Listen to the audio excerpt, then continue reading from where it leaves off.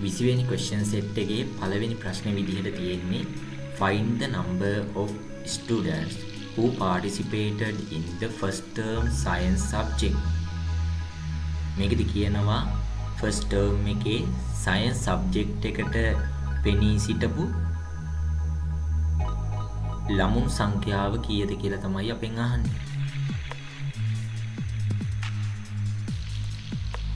HDSQL වල මම මුලින්ම student exam mark record කියන table එකේ data ටික view කරගෙන ඉන්නවා.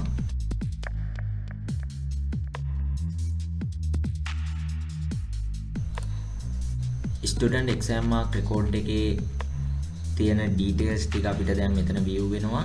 මේ details ටික subject ID එකෙන් subject එක ගන්න, term ID එකෙන් term එක ගන්න මම subquery දෙකක් මෙතනදී use කරනවා. මොකද අපිට subject එක සහ term එක මෙතනදී filter කරගන්න ඕනි නිසා.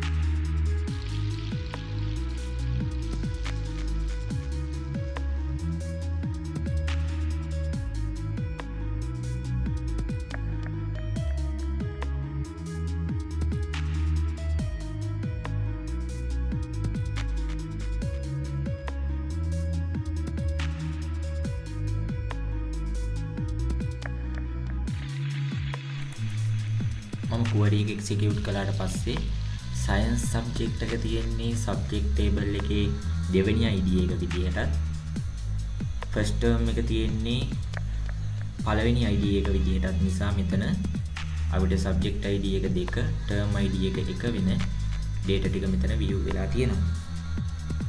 අපිට මේ data ටික ඔක්කොම වුණා නැහැ. අපිට ඕනි first term එකේ science subject එකට පෙනී ඉඳපු ළමයි සංඛ්‍යාව තමයි අපිට ඕනේ. එහෙමනම් මම මෙතනදී asterisk mark එක වෙනුවට count එකක් දාලා ළමයි සංඛ්‍යාව ගණන් කරගන්නවා.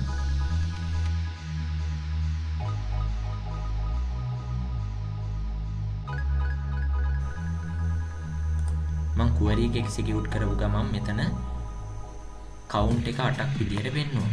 count එක 8යි කියලා මෙතන දීලා තියෙන column name එක මම rename කරගන්නවා exam written students කියලා.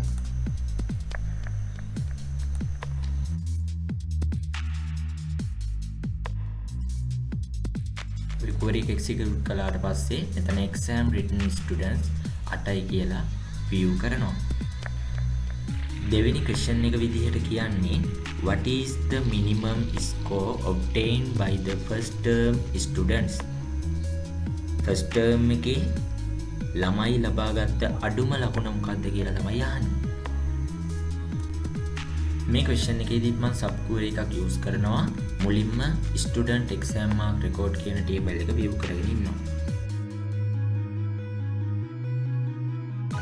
student exam mark record කියන table එක view වුණා. දැන් අපිට මේ table එකෙන් first term එකේ details ටික filter කරගන්න ඕනේ නිසා මම මේකෙදී subquery එකක් use කරනවා.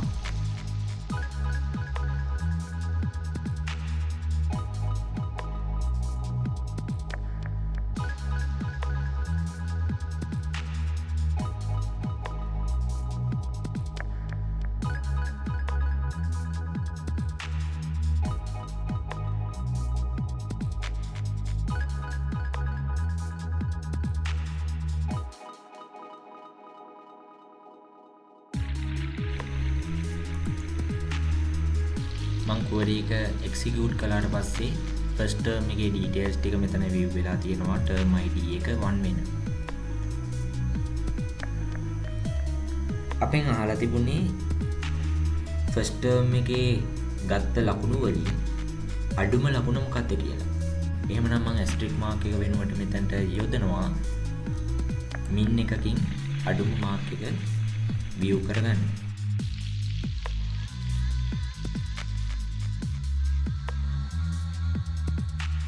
අපි query එක execute කළාට පස්සේ අපිට අඩුම ලකුණු විදිහට 11යි කියලා view කරනවා. මෙතන column name එක වෙනස් කරගන්නවා මම lowest mark in first term කියලා.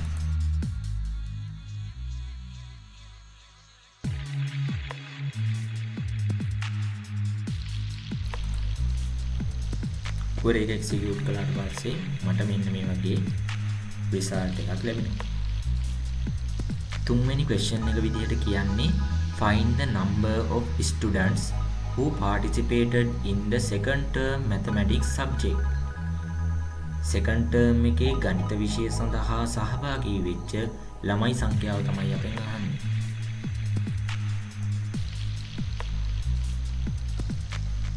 මේ question එකේදීත් මම use කරන්නේ sub query මුලින්ම student exam mark record කියන table එක view කරගෙන ඉන්නවා. ඊට පස්සේ මේකේ subject id එකයි term id එකයි filter කරගන්න sub query use කරනවා.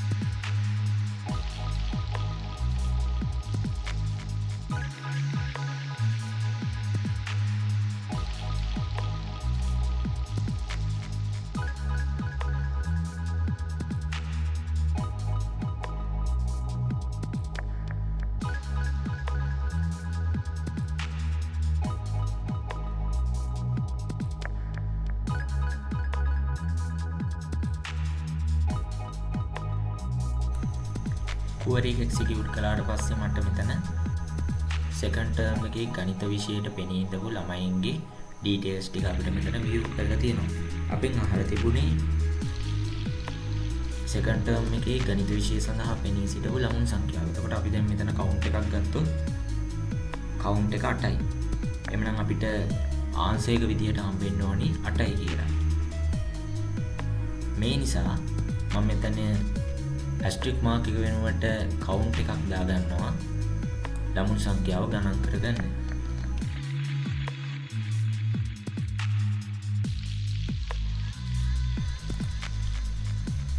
query එක execute කළාට පස්සේ මට count එක 8යි කියලා ලැබුණා. ඊට පස්සේ මම මෙතන column name එක වෙනස් කරගන්නවා exam written students කියලා.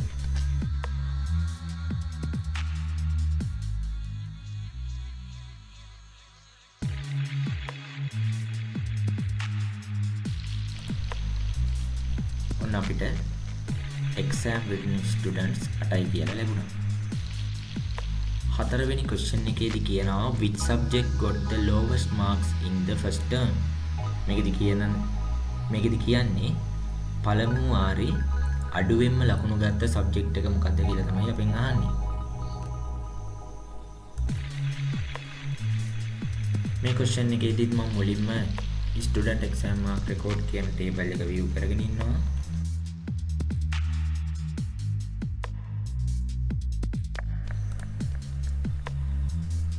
මේකෙදි අපෙන් අහුවේ first term එකේ අඩුවෙන්ම ලකුණු ගත්ත subject එක මොකක්ද කියලා.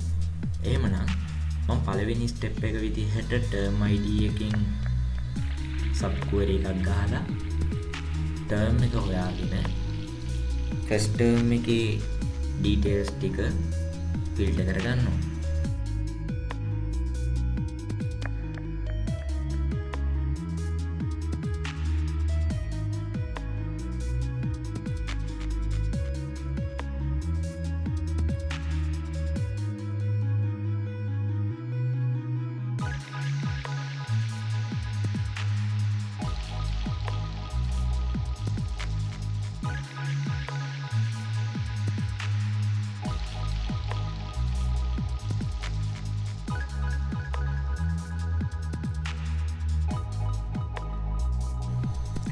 මම ෆස්ට් ටර්ම් එකේ ඩීටේල්ස් ටික ෆිල්ටර් කරගත්තා.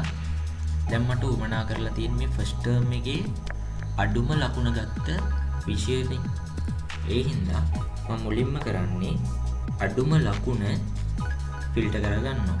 ඒකට මම ඇස්ටරික් මාක් එක වෙනුවට මින් එකක් යූස් කරනවා.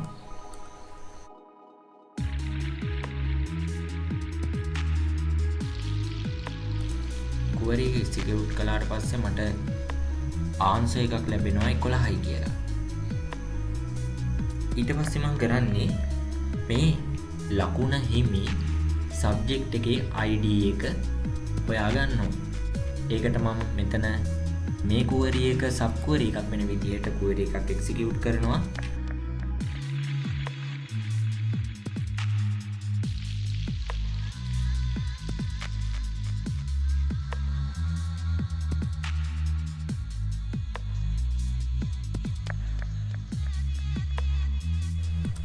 මම ස්ටුඩන්ට් එක්සෑම් මාක් රෙකෝඩ් කියන ටේබල් එකේ ලකුණ 11 විදිහට තියෙන ඩීටේල්ස් ටික view කරගත්තා. දැන් මට පුළුවන් මෙන්න මේ row එකෙන් subject ID එක අරගෙන ඒ subject ID එකට අදාළ subject එක මොකක්ද කියලා view කරගන්න. එහෙමනම් මම මෙතන asterisk mark එක වෙනුවට use කරනවා subject ID එක filter කරගන්න.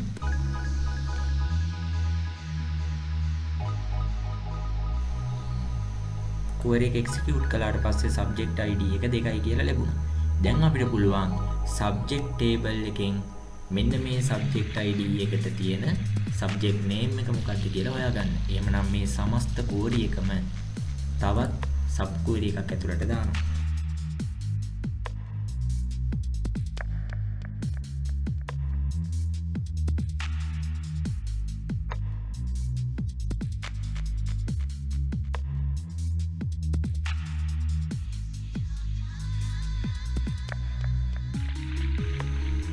කුවරි එක එක්සිකියුට් කරපු ගමන් මට සබ්ජෙක්ට් නේම් එක සයන්ස් කියලා ලැබුණා. පස්වෙනි ක්වෙස්චන් එක විදිහට කියන්නේ find the name of the student who got the lowest mark in all the subjects in the first term. first term එකේ සියලුම සබ්ජෙක්ට් වලින් අඩුම ලකුණ හිමි ළමයාගේ නම තමයි අපෙන් අහන්නේ. මුලින්ම මම ස්ටුඩන්ට් එක්සෑම් මාක් රෙකෝඩ් කියන ටේබල් එක view කරගෙන ඉන්නවා.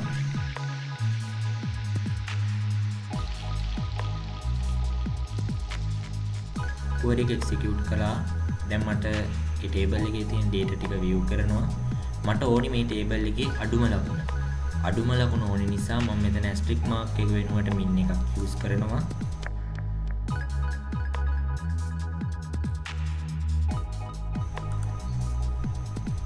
එතකොට මට ආන්සර් එක විදිහට 11යි කියලා ඇවිල්ලා තියෙනවා. ඊට පස්සේ මම කරන්නේ මෙන්න මේ 11 කියලා තියෙන ලකුණට හිමි row එකකින් student exam mark record එකකින් ගන්නවා student ID එක. එහෙමනම් මේ කුවරි එක sub කුවරි එකක් ඇතුළට දානවා.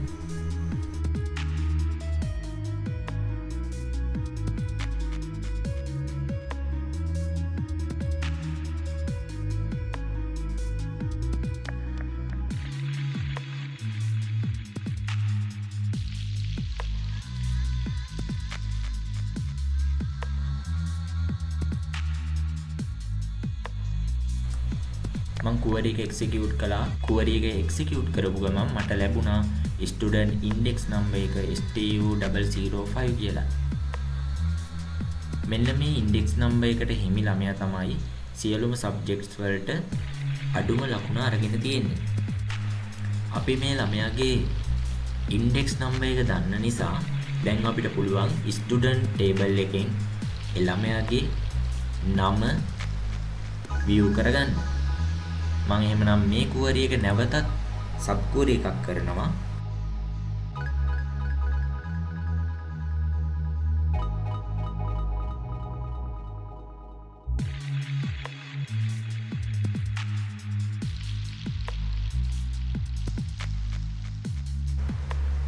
ඔන්න අපිට ඩීටේල්ස් ටික ලැබිලා තියෙනවා. මේ ඩීටේල්ස් වලින් මම ඉන්ඩෙක්ස් නම්බර් එක සහ first name last name filter කරගන්නවා.